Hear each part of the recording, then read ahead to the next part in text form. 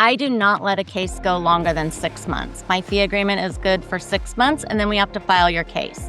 So you can do a 6-month payment plan with me. You can do a 4-month payment plan.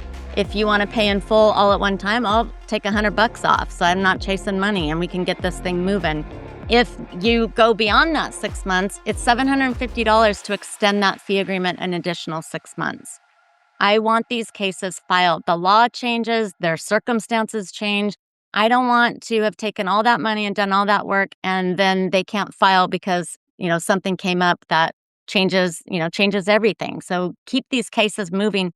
I've talked to so many people, so many NACBA members that let their cases go 2 and 3 years where they're still in their pipeline. That's scary to me. That's like malpractice all over that, because when something's happens, you're the only deep pocket, and they're going to say, well, I paid them like 2 years ago. I don't know why my case wasn't filed. And then you've got to go defend against that. So kind of keep tight reins on that.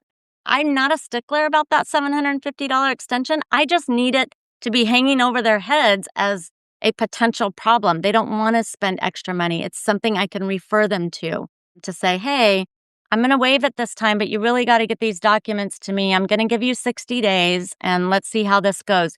You have to have leverage in your practice. I also build into my fee agreements that it is $300 a month from the day you sign your retainer, that to have me on retainer to answer your questions, to manage your documents, to handle your creditor calls.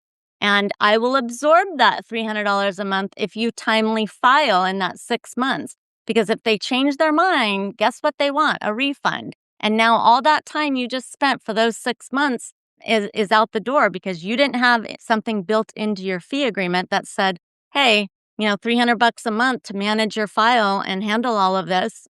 That's a bargain. That's $1,800 over that 6-month period, plus whatever work you did on it. They're probably not getting a refund other than, costs. Your time and advice are your only product. You have to protect it. Yeah. Let's go to the 6-month, the 6-month agreement, or $750, right?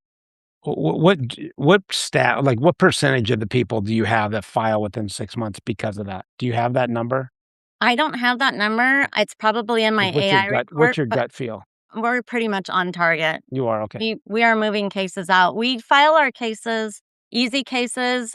We're being filed at the beginning of the month, like the 15th of the month. And then our harder cases, we gave the whole month to get it filed by the end. We're flip-flopping that because we have 2 crappy trustees that are on the wheel at the end of the month. And I don't want my harder cases to get them.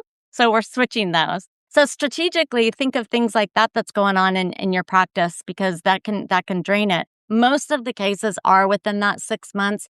If there's somebody I know from day one, we're not going to be able to file for a year for a dischargeability reason, or a homestead 1215 rule or something like that, then I'm going to build a little extra into that already and say, we know we're not filing for a year. That's fine. We'll be your buffer for that year. We're all kind of on the same page. They're not going anywhere. They're staying with you.